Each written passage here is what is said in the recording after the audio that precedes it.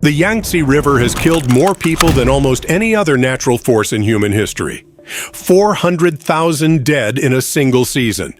Entire cities erased. For 2,000 years, China tried to control this river and failed every single time. Then China built a wall across it, the largest power station ever constructed on Earth. But what the world doesn't know is this: the dam you see today should never have survived its own construction. 3 problems stood in the way. The first one made building here physically impossible. The second one threatened to make the entire dam useless within a single generation. And the third problem? It had nothing to do with the dam at all.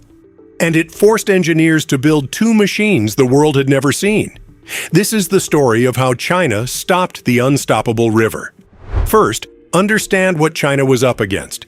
In 1931, the Yangtze flooded and killed over 400,000 people in a single season. In 1954, it flooded again. 33,000 dead, millions homeless.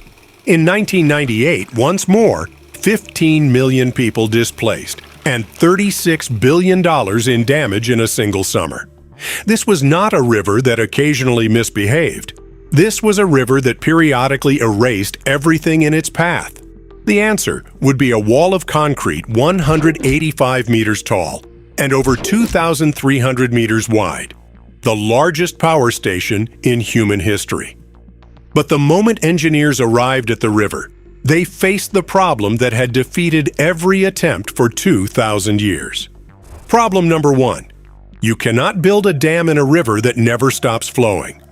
The Yangtze carries an average of 30,000 cubic meters of water every single second. At peak flood season, that number more than doubles.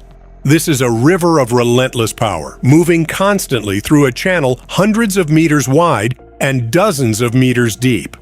To build a dam, you need a dry riverbed. Workers, machinery, steel, and concrete foundations all need to reach the bottom of the river. But the Yangtze doesn't stop. You cannot pause it. You cannot ask it to wait 3 years. This is what made building here physically impossible, until engineers found a way to do the unthinkable. They moved the river itself.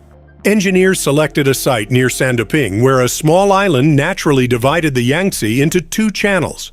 First, they built temporary cofferdams, massive barriers of earth and rock, sealing one channel completely.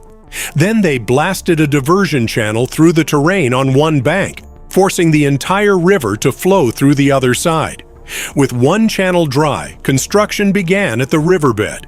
Once the first section rose high enough to hold water, engineers reversed the process, sealed the diversion, reflooded it, and shifted to the second channel.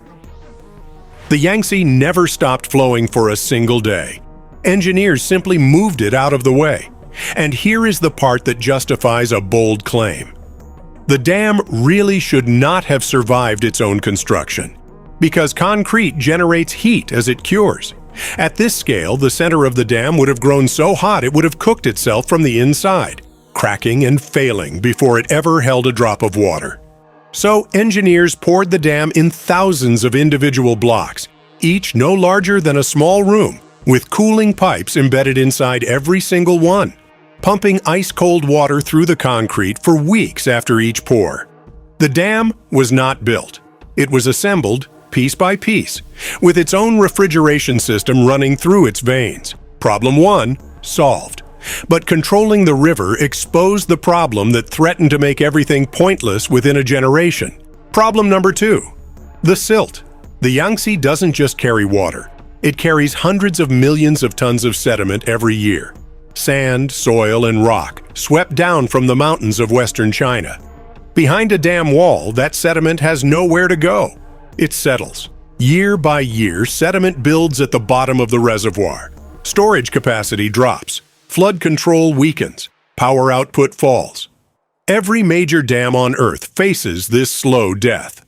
At Three Gorges, met with a reservoir stretching 600 kilometers upstream and one of the heaviest sediment loads in Asia, the math was brutal. Without a solution, the dam's effectiveness would collapse within a single generation. Exactly as feared. Engineers needed a permanent answer, No shutdowns, no external machinery, no manual intervention. They built it into the dam itself. Sluice gates at the base of the wall, near the riverbed. When sediment rises, operators open the gates, and the pressure difference between the deep reservoir and the downstream river generates a powerful current that pulls sediment through the openings and flushes it downstream. The system activates during peak flow, when sediment concentration is highest. The dam manages its own silt using the river's own energy. Problem 2, solved. But with a 185-meter wall now standing across the Yangtze, a crisis appeared that had nothing to do with the dam at all. Problem number 3, the Yangtze is a highway, and the dam just blocked it. Before the dam, the Yangtze was one of China's most important commercial routes. Cargo vessels sailed thousands of kilometers into the country's interior. Coal, steel, grain. Chongqing, a city of millions far upstream, depended on the river. So did dozens of cities along its banks. A 185-meter wall would sever all of it permanently. No ship can climb a wall. The dam would generate power and stop floods, but it would cut off an entire region of China from the sea. This was the problem no dam engineering could answer. So engineers built the 2 machines the world had never seen. Machine 1 for the giants. A 5-stage shiplock, a sequence of massive water chambers, each connected to the next. A cargo ship up to 10,000 tons enters the first chamber. The water rises, lifting it to the next level. Gate opens. Ship moves forward, 4 more times until the vessel has climbed the full height of the dam. The passage takes 3 to 4 hours, but it carries the heaviest loads the river moves. Machine 2 for speed. A ship lift, a massive platform holding a water-filled tank large enough for a 3,000-ton vessel. Powered by a counterweight system, it raises the ship 113 meters. The height of a 35-story building. In just 40 minutes, the Yangtze stayed open. The dam did not cut the river. It crossed it. Problem 3, solved. The Three Gorges Dam became fully operational in 2012. Walk inside it and you enter a vertical city. Over 100 miles of corridors and halls running through the concrete. The main powerhouse is longer than 4 aircraft carriers end to end. 32 turbines, each the size of a 3-story building, producing 22,500 megawatts, more than any power station ever built. Total cost, $31 billion US. At full capacity, the reservoir holds 39 trillion kilograms of water, equivalent to 8,500 Eiffel Towers. Scientists have measured the Earth's crust beneath the dam physically sinking under that weight. The reservoir is so heavy it bends the planet. And the turbines can ramp from 0 to full power in under 10 minutes, faster than any coal or nuclear plant on Earth. It is not just a dam, it is the world's largest battery.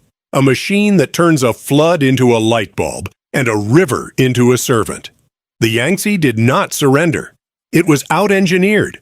Next week, the largest airport terminal ever built, finished in 1/3 the time it should have taken. 10 world records before the first passenger walked through its doors. Beijing Daxing Airport. Subscribe, and we'll see you next week.